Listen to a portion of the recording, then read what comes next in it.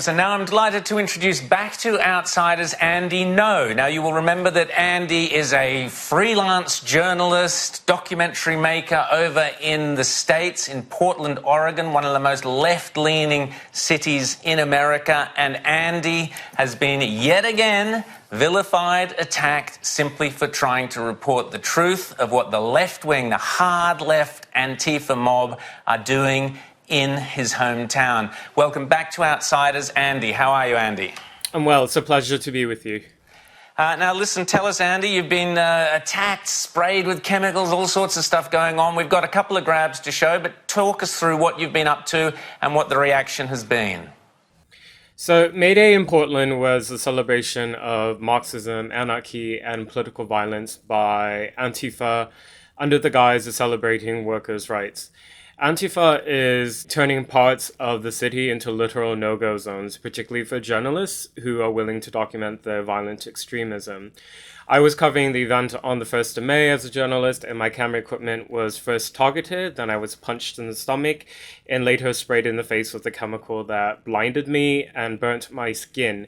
This was all done by masked individuals. There was another student journalist who I saw who was working on a class project who had his camera destroyed, and he was beat up by a group of men. The day after, an account sympathetic to Antifa released my parents' address online. And then when I was at the gym, a person that I recognized from these events attacked me and robbed me. So it's just been incident after incident after incident, all of which have been reported to police. And as far as I know, nothing's been done. Well, Andy, let's have a quick look at those two. So first up, we'll have a look at the chemical spray. That's just coming up on our screen now.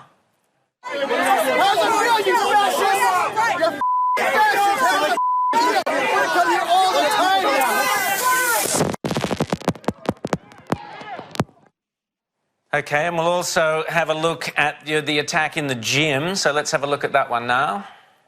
Please, sir, please, sir. Guys, you want to video me like you do everyone else? I will break your phone. So, Andy, we were talking earlier in the show about how the left, and Antifa supposedly stands, just to remind our viewers, Antifa supposedly stands for anti-fascist. They are, in fact, that's an Orwellian use of the word because they are more fascist than any other organisations out there. So what we were talking about earlier on the show, Andy, was the way that the left simply attack the individual when they can no longer defeat their arguments. Is that your experience? Yes, and Antifa as a group, as a criminal group, are made up of thugs.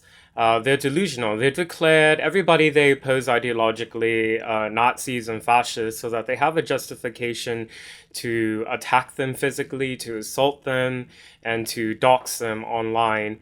But I'm not going to back down. I'm going to continue to go to these events to document them because a lot of the mainstream media is not willing to go in to these areas to actually shine a light onto what's happening really here.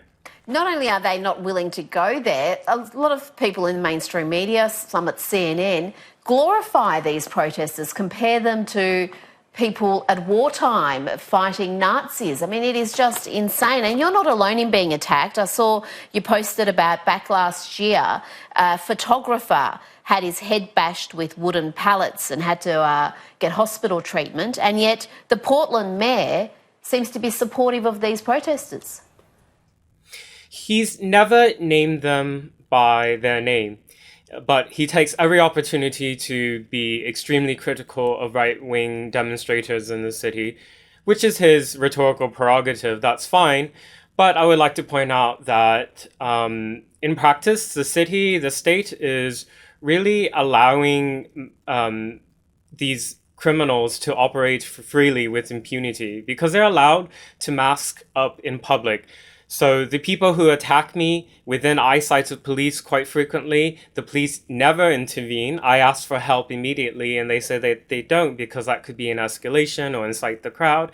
And then these people never get identified because not only are they covering their faces, they're wearing sunglasses and hoodies and they're all dressed the same.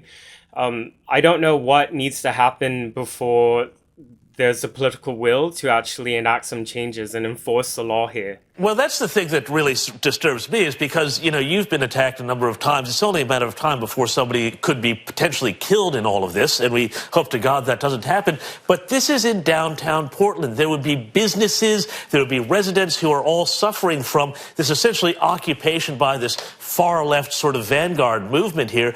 Surely the businesses are complaining and up in arms that they can't trade, that people can't go in and out of their homes without dealing with this sort of thing.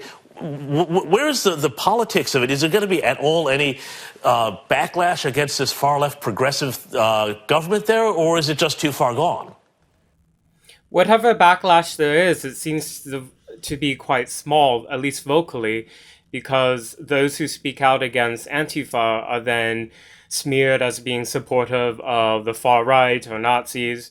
So if a business was to say, look, we are tired of this, and they put in too many complaints, they could be targeted by the same group of thugs. Oh, absolutely. What happens is they'll go and target their Yelp reviews. There's been particularly restaurants here have been targeted by these thugs. You may have heard of the burrito food cart that was accused of appropriating Mexican culture and received death threats. Oh, these people... They're radical, they're extreme, and people need to stop taking their name literally. They are not anti-fascists. Well, that's the thing. I mean, I listen to all of these descriptions. I see the way they behave. And just rhetorically, I would say, I wouldn't call these guys a political movement. They seem more akin to the mafia. Yeah, well, worse, the brown shirts. Andy Ngo, keep safe. Thank you so much.